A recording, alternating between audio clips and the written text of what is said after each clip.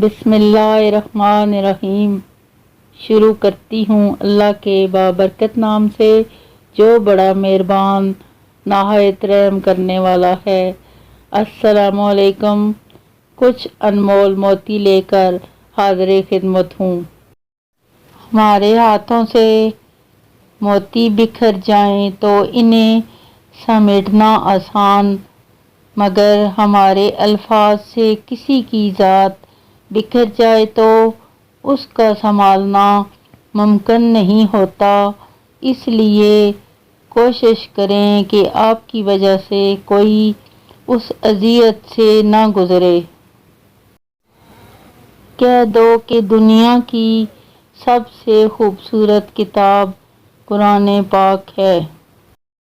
بدتمیزی ہر انسان کر سکتا ہے، مگر کسی کسی کو تربیت روک لیتی ہے۔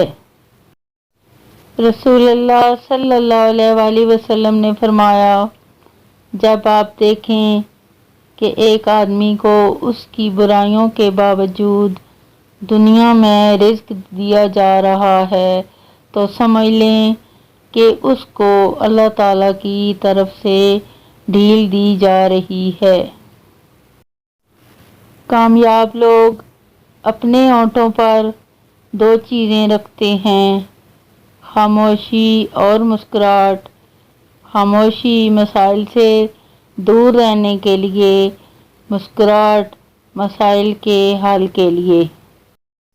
زندگی کے جس بھی مقام پر آپ ہیں اسے تسلیم کر لیں اور یہ بھی تسلیم کر لیں کہ یہاں آپ ہمیشہ نہیں رہیں گے۔ رشتے اور شیشے دونوں ہی انسانی غفلت سے ٹوٹتے ہیں۔ ادب کا دروازہ اتنا چھوٹا اور تنگ ہوتا ہے کہ اس میں داخل ہونے سے پہلے سر کو جھکانا پڑتا ہے۔ منافق اور بدتمیز کا فرق کیا جائے تو بدتمیز اتنا خطرناک نہیں جتنا منافق۔